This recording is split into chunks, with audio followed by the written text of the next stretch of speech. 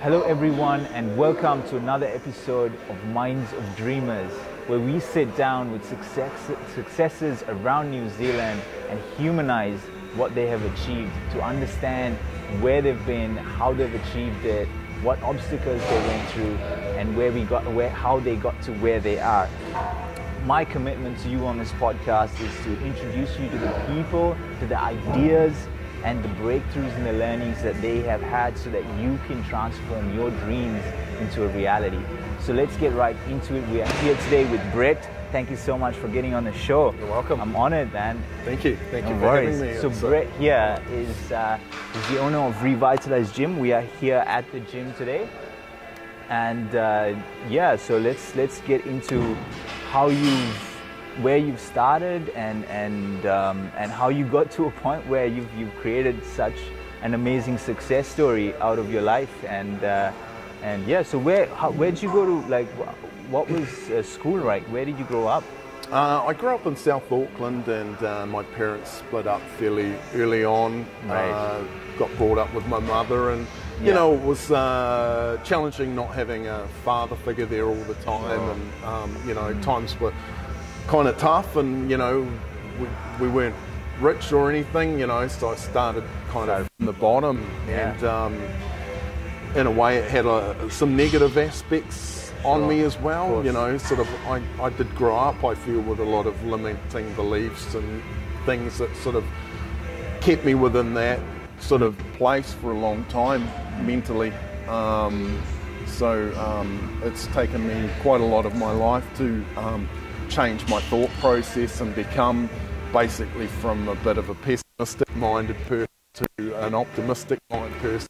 For me, that's one of my key breakthroughs, was being more optimistic and looking at possibility rather than sort of looking at it I can't do, or diminishing type scenarios for myself. Just seeing opportunity and possibility, and absolutely, and creating that mindset. So let's get a little bit into what was your dream, when you were young, when you were 10, maybe 7. Sure, because absolutely. Everybody has a dream at that point, and being in that environment. Tell us a little bit about what you wanted to do. Absolutely. Well, to be perfectly honest, when I was young, I didn't have a clue what I wanted to do. People would ask all the time, and I'd say something like, I want to be a cop or something, or I wanted to be a rock star, but you wouldn't really believe it, or it's possible, so I didn't really know what I wanted to do. What I did do a lot of was I developed hobbies, things I enjoyed doing, and I found I put a lot of myself into those hobbies and things that I enjoyed doing, and I enjoyed the aspect of getting better at it, and it was very self-rewarding for me to do that. So I spent a lot of my youth kind of indulging in things that... Just immersing yourself in it. Definitely, that you enjoyed doing, instead of things that you hated. So one of them was, early on, was music, and I did that for quite a bit, and that was a big passion of mine. And when that kind of diminished a bit, I found bodybuilding, and I was inspired by... What type of music did you like? Were you rapping? Were you... I was a guitar player. I was actually into sort of hard rock and guitar music. So awesome. I still play the guitar now, and I sing and stuff. So that's another passion of mine. That I just enjoy doing it for the pure enjoyment of doing it. And I did do a bit of a part-time career out of it for a while back, and that was like another life. But it was very enjoyable, and it was something that I applied. Some of those learnings that I learned from there, I put them into the gym, and I put them into business, and I put them into other aspects of my life as well.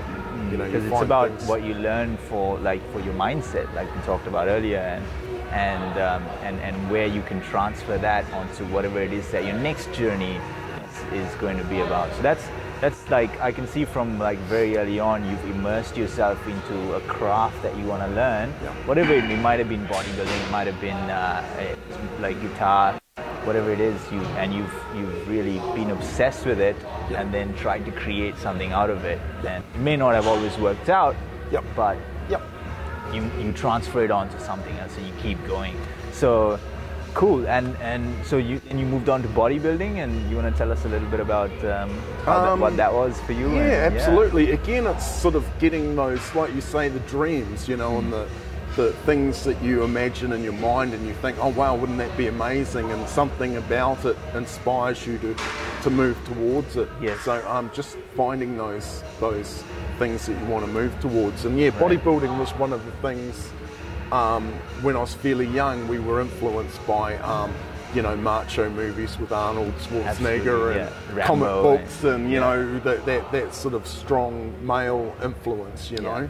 So the big muscles and the powerful thing was part of the mindset. Oh, absolutely, yeah. So I always kind of wanted that as going to school and stuff. So I always attended the gym, and I just found I really enjoyed the aspect of the discipline of it, of having something that you wanted to achieve that wasn't easy and took time, but if you applied yourself over time, you saw those results. You saw yourself getting a bit bigger, a bit stronger, and you were putting all the right ingredients in to do that. It's not just about lifting the weights, it was about resting, it was about eating the right types of food, you know, all those types of things. So it's the same with anything. You've got to get the formula right before you start to see success. If you leave some of those key fundamentals out, you're not going to get to where you want to go, or you're not going to see any progression. And then once you start to develop some progression, your goalposts might change. For me, it was just about getting a bit bigger and feeling a bit better about myself physically. But once I actually started to make some really good gains, I started to go, oh, actually, I'd like to do a competition. I'd like to see how I go against other people. So it steps up your game a whole nother level. Yeah, exactly. That's awesome, because from what I'm seeing is like, you go into it because, you know, because of the inspiration that you have from the movies and the culture about, you know, about that alpha male that you want to aspire to be like, and that's what gets you in it, right? It gets you in the journey. But then when you when you start creating some successes around it, you have other motivations that kind of help you to get to that next level where you're doing competitions, and that's a different journey in itself. That's awesome. So you actually ended up doing some competitions, and ended up doing competitions, and doing that life for a bit, and that's kind of what got me more into the gym. You know, I was working certain jobs and I didn't really enjoy the 9 to 5, so I was like, I want to do, you know, like with the music, I was like, I want to find another career that I'm enjoying, because I'm not enjoying my day job. So I decided to change career and do personal training and gym instructing and all that type of thing, and work in the gym industry. And that taught me a lot too, because you know, some weeks you were literally like, it's the end of the week, I've got to drive to work, I've barely got enough gas in my car to get there, and payday's tomorrow. Absolutely. So, you know, you had to grind, and it was like, well, what am I going to do, you know? So you end up trying to like sell you know, protein supplements, personal training. You try and think of ways to like diversify within your field of, you know, what it is you're doing. So that really taught me the value of you know, striving and trying to look at different ways of creating. But it sounds to me like when you got to that point of you know, when you made that decision to go into personal training, you've already had that conversation in your head where you're going, okay, this is what I'm gonna do. This is what my passion is, and I've already decided. But and then you get to a point where there's no falling back. You know, there's no going back. It's your back's against the wall, and you have to move forward. And then that's when you start thinking about, you know, supplements and all these other things that you can do to actually sustain yourself, and you know, use your creativity to find another arm that moves in sync with where you want to be going, because you don't want to go off and do something completely different either, because it'd be a horrible step to go back to what you stepped away from, you know, because your dream didn't work, you know. Absolutely. So that's awesome, man.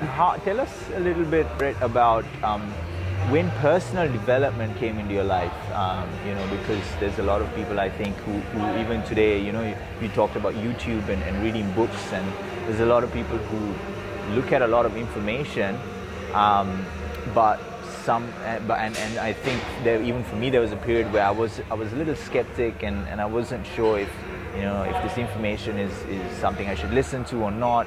What kind of guidance should I have, because there's so much information out there. You know, what was your journey with personal development?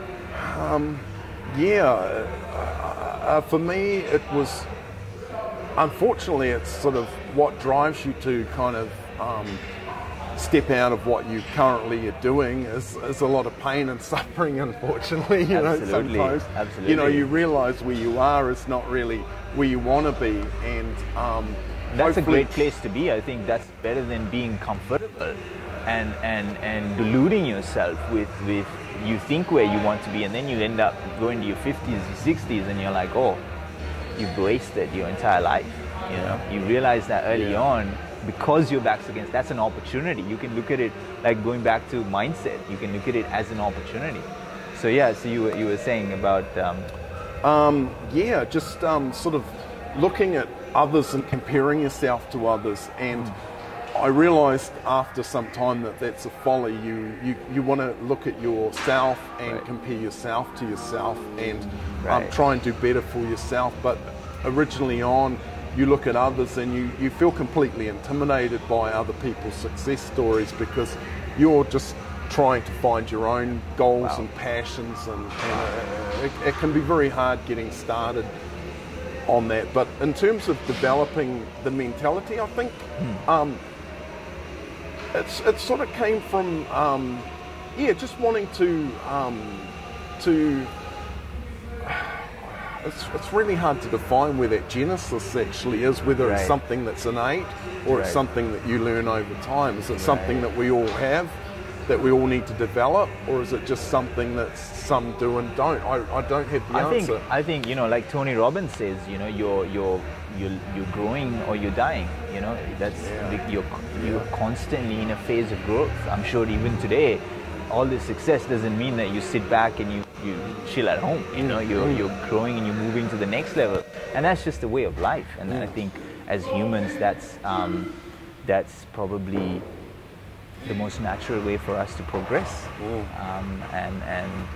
And it would be quite unnatural to be comfortable and to just be okay with everything.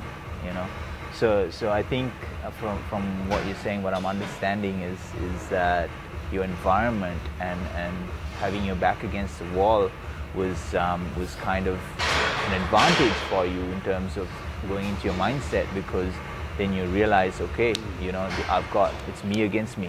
Yeah, that's kind of it. Life, you know, wasn't handed on a silver platter, so you've either got to get it or you're never going to get it. So I suppose at some point in my life, the recognitions came there that I've got to do something about it, and I had a lot of negative beliefs about, I can't do that because, and you know, that person's doing that because they've got something that I don't. You know, which I came in time to realise that was just a fictional story that I'd kind of made up in my head, and for me it was important to find things that I enjoyed doing, and I knew that I would apply myself to them, and I think that's important for anyone, is finding those things that inspire you, that you want to do. We've all got them, you know. Find that and do more of it. You know, have a, you know, and that helps develop your mindset about when you get success in a particular area. Oh, I can actually do good at something. I can actually like grow. You know, So and finding that gives you that self-confidence to look back. You can connect the dots backwards. You can go, okay, I've done this, and I've taken the steps. If you don't mind, do you want to talk a little bit about you know, what your lowest points were? You know, in your defining moments where you were like, okay, I'm going to change today. Change doesn't happen over time. It happens in a split second. And, it's funny. It's funny how that happens. But yeah, if you can tell us a little bit about that. Sure. Yeah, it's funny. Sometimes those moments can be very brief, and we call them sort of like awakenings, or you know, uncoverings, or whatever you want to call it. One was basically, I did like a development course, and you know, they were talking about floating down the river of life, and basically, you know, you can control where you want to go, and you're the one that determines where your life goes. Right. Whereas before that, I often felt like I was just going along with the flow of life, and I didn't really have much control about what I did and what my job was and where I was going. So just recognizing that I'm at the center of my own life, and I'm the one that's pretty much responsible for it. Sounds very obvious, but like when you're living in a belief system, and you step back and you go, oh, okay, that can change your trajectory quite quickly at that point. So that was one big thing that started to really change my life. And another one was going through a lot of bad period, and I realised I was very negative about everything. I was always basically sort of looking at pessimistic outcomes, and I just realised it made me very unhappy all the time, sort of looking at life like that. So I just decided to look at life more positively and look at opportunities and look at expansion, and that sort of spun my wheels quite a bit. It was like I had to look at the world quite differently for about 3 months. It was like being a child again and going, wow, you know? So that's awesome. Yeah, because you essentially just completely changed your belief systems that you've been designing for yourself, and that have been determined by your environment for so long, and then you suddenly make that change. So what was do you want to tell us a little bit about a story, maybe about how because when you went to that course, you'd already made a decision that, okay, I want to change. You go in there with an open mind to learn something new there that you can use for yourself. Knowledge is potential power. You want to use that knowledge to create it for yourself. So what was the story behind getting to that point where I want to make that choice, I want to make that decision? I think just a general sort of feeling that you knew you could do better with yourself. You know, you knew that you were holding yourself back from things, and you knew that, just part of your own truth knew that there was more you could be doing. And I think that never changes. You always sort of have that part of yourself that wants to keep growing and trying to improve and to learn and to grow.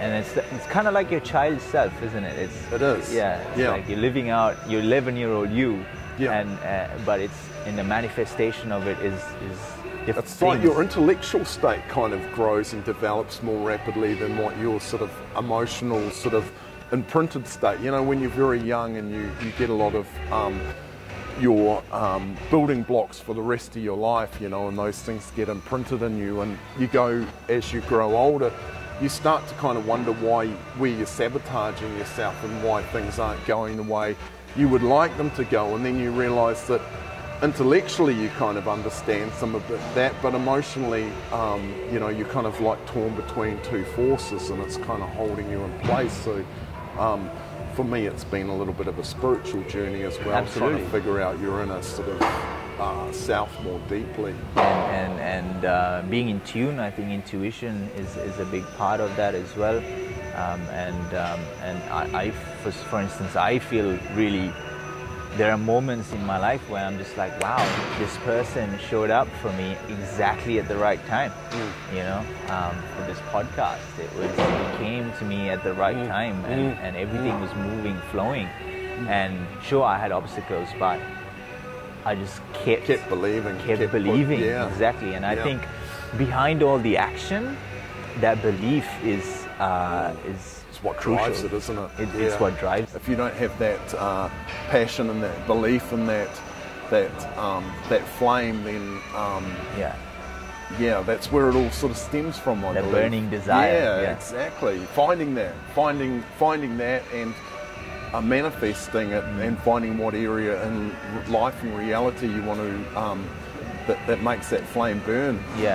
What area you want to expand into with that force. Exactly. So when you did this course and you completely shifted your mindset, what were you doing in terms of, were you bodybuilding? Were you still in the guitar space, like music space? I'd finished the music, and I think I was working in the automotive industry. I was a panel beater when I left school, so I did a lot of years doing that. And to be honest, I just did it because I didn't know what I was doing. I didn't know where I was going. I was like, I need a job. I need, you know, I need to feed myself. I need to, you know, provide a roof over my head. So yeah, I was just floating along. I didn't like it. I didn't like getting up in the morning and going and working on dirty cars. So my brain was always kind of like, to offset that, I would do things I enjoyed, like, you know, playing guitar or playing in the band and stuff like that. And then the gym was obviously a big part of that too.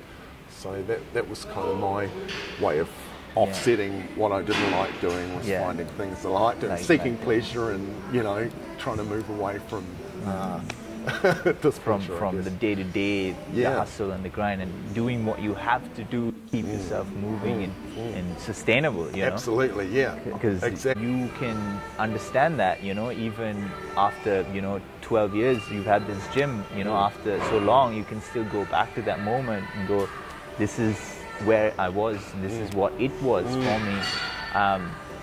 You know, I'm sure there's listeners out there who are in a position where they're there, you know, they've got their personal trainers or whatever it is that they're into, you know, they still have to sustain themselves.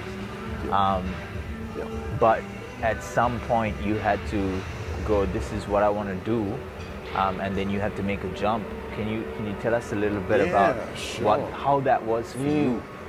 It's interesting having those moments. I always liken it to, you know, it feels like a risk doing something new, and the unknown's always a bit scary, but it's also exciting and motivating at the right time, depending on what you tell yourself. And it's like taking a leap of faith. Sometimes you have to close your eyes and you know where you're stepping to, and you have to have faith that you're going to land there. That's a beautiful way to put it. I love that.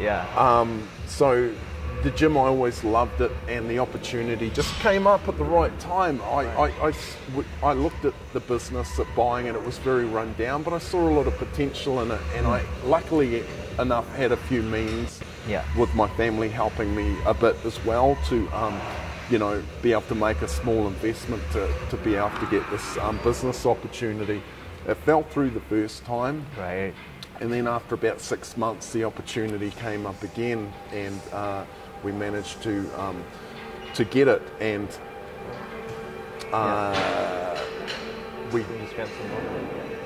we just thanks. Yeah, no, continue. Sorry. That's right. Oh, cool. Thank you. So yeah, the opportunity was there, and I still had a few negative beliefs and stuff, and I still believed, a big part of me, like, oh, it's a dream and it's never going to happen. My dreams never work out, you know. It's amazing what your head games play with you, right? Yeah. Oh my gosh. And it happened, and it was sort of almost, I felt like it was a lottery moment. You know, like, oh, we've won the lottery. It actually happened. Oh my God, you know. So it's funny. But I always believed that, like, it would be successful, and I knew, like, it was what I wanted to do. And I'd been in the gym for many years, and I'd always looked at it going, like, I'd love to be able to do this. So again, that vision of what you wanted to create and how you were going to kind of create it was a big driving factor and motivation. And then it was, I kind of used the growth methods again, you know, of like training hard and putting those resources and the right ingredients back into the business to be able to make it grow a bit, you know, so you fed it and you grew it and you nurtured it. And when I look back to what it was when it started and what it's become and how much it's changed, you know, going from leasing the building and everything was run down to like being able to like completely replace everything to be able to buy the building that you're in, and just the amount of growth you can do in 10 years if you get the right situation is phenomenal, you know. Like before I started, I would have probably never sort of thought of doing what I did. So in a way, it's like a dream come true, you know. Absolutely. Oh, I'm sure you were dreaming about it way before the opportunity came for you as well.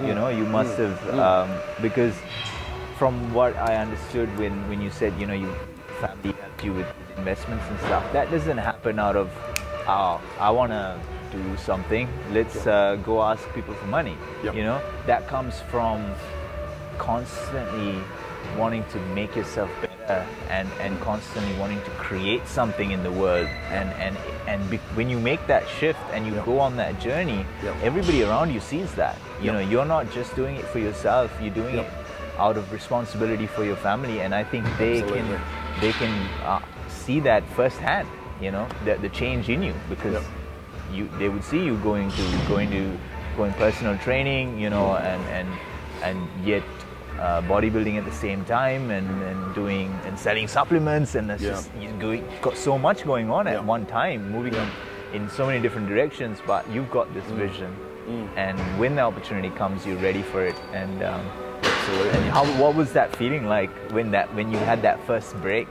That was like, wow. No, it's like I said, kind of like a lottery winning moment. You know, you're like, oh wow, you know, like, you know that like that hurdle's been jumped, and you've gone from closing your eyes and you're like, oh, you're on the stone now. Okay, cool. Like, we're here. Okay, cool. Now we can start to like move forward, and we can actually start to really, you know, make those sort of dreams reality. Yeah, exactly. That's exactly right.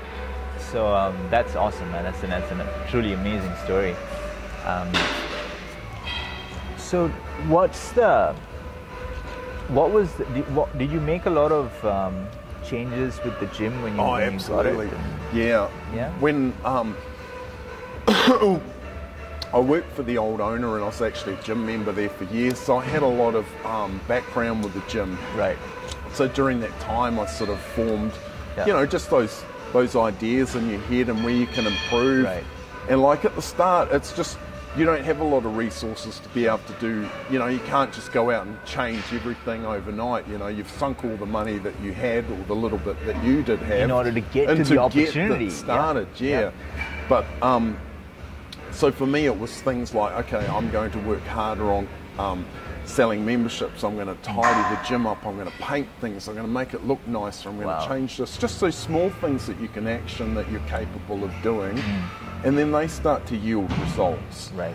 And from there, you can make bigger changes, because, okay, you've got more people coming in, more people are using your gym, your revenue's increased. Okay, with that revenue, you can now start putting it back into more, you know, so it's like that growth mindset of putting back in, so you can, you know, so you can receive later. Yeah, and I think I really love how you put the learnings that you had from bodybuilding back into, you know, when you're in that transition period where you're doing the deal, you're getting it done, you're figuring out how to get to the transition where you're owning it, and then you own it, and then okay, you're back at, in your mind, it's like, how do I now make changes? Right. I've got so far, this is amazing. Yes, but now I've got to make the changes. Now you're on a different journey, and you're using the same mindset, the same skills, if not more, to get to the next level. Right? To have that next breakthrough. And so did you actually like do the paintings? Like, did you paint yourself? Did you put in a lot of manual? Yeah, absolutely. I mean, even when I bought this building, I was in here for 3 months, like, you know, I had a builder and a few other things, but you know, would be painting and doing all sorts of stuff. But I actually enjoy that aspect. It's sort of like, in your mind, you figure out what you want and where you want things to go and how it's going to look, and then you go about, you know, once it's in here, you create that dream, then you go about actualizing it, you know, and that's part of the fun too, seeing it actually come to fruition and going, oh cool, wow, it actually happened, you know. So I'm a big believer in dreams like yourself, you know. Just looking at this gym now, I mean, I see it a little bit differently now, you know, knowing the backstory of what created this is giving me the emotion and the story behind it, man, and that's really special for me. Like, did you actually change quite a bit of the, you know, I saw the sign outside. It's massive. Like, I like it because you can see it. You know? And it says something like the gym that's open 24/7, or it's always open, or something like that, right? Yep. Yeah. Yep. Was that something that you came up with, or was it always a 24-hour gym? No. I was actually kind of opposed to the idea. Right. The general gym market changed, and like you've always got to stay with what the market's doing. If you don't, then you get kind of left behind. So it's that competitive aspect of making sure that your product or your gym or whatever it is you're doing is competitive with what the rest of the market is doing. You know, you don't want to get left behind. Yeah, that's a completely different world of now you've got to the gym, you're doing it up, and you're doing the things that you think would move the gym forward, move this business forward. But then you start looking at the competition, and that's a different world. That's the world of business, and how you can, what moves you can make, what strategic alliances you can have to get to the next level. Yeah. So and that's amazing, man. Anything you want to add in terms of like where you going next? So you've created all this. This is we're in East Tamaki. Where's next? Yeah, sure. Well, my next kind of dream is I've got a section, and I want to. Which we almost went. Yeah, we did to do the interview, but we did it here instead. Yeah. So I really want to build a house there. I've always loved like homes, and you know, I had a really nice experience with creating the gym, and you know, creating this, and now I want to kind of do it with a home and build a dream home. Beautiful. So that's kind of my next sort of like plan is to do that. Yeah, that's amazing. Yeah. That's amazing. And we were just talking before about you know, like taking it all the way back to where we began, you know, because from where you've grown up and what environment you grew up in, and then creating, because that just reminds me, wow, you know, this is where you came from, and now you're building your dream home. Yeah. Back all those years, I would have never. Did you ever imagine that you would not do at this? all. No. It's funny when you look back. Wow. And you make that recognition that like your mindset, even as a teenager and growing up, you know, you just, I hope everyone can sort of just find a way forward, and to be able to expand themselves, and to cultivate their sense of self, so they can empower themselves and have a dream that inspires them, and be able to go out and to be able to achieve it and find happiness. You know, it doesn't have to be material stuff. You know, for me now it's becoming more sort of relationship type stuff. Right. You know, it's becoming more personable. You know, it's like you want to fulfill your dreams in different aspects of your life, and absolutely, it requires, you know, work and dedication. Dedication and going back to the relationship and the success, because I think for a lot of people, a big breakthrough that I had personally was looking at success and going, is this just about money? You know, what's the sure, financial success is a big part, and it can be a great platform, but at the end of the day, relationship that you have with, you know, your parents or your siblings, or your son, for example, you know, and we were talking about before about how you're cultivating that positivity and the mindset for that. I do that with my sister, 11 years younger than me. I'm constantly she's 12 years old, so I'm constantly asking her questions and trying to instill that belief in her, so that she can start believing herself. Absolutely. And do you want to touch a little bit about that before we wrap up, about you know, what success has really what it means to you, and what does success mean to you? I think for me it's trying to find success in all aspects of your life. I totally agree with what you're saying. You know, for me, I've never been hugely driven purely by money or anything like that. I enjoy, you know, having some, but it's not my... The red Lamborghini. Yeah, exactly. It's nice to have and to enjoy. Yeah. but it doesn't necessarily make you happy, you know, because you can always buy the next biggest thing. So it's a never-ending journey. For me, it's about trying to find balance between, you know, internal happiness and contentment without having to externally seek it all the time through either money or relationships or other people. You know, it's just trying to find that happiness within yourself,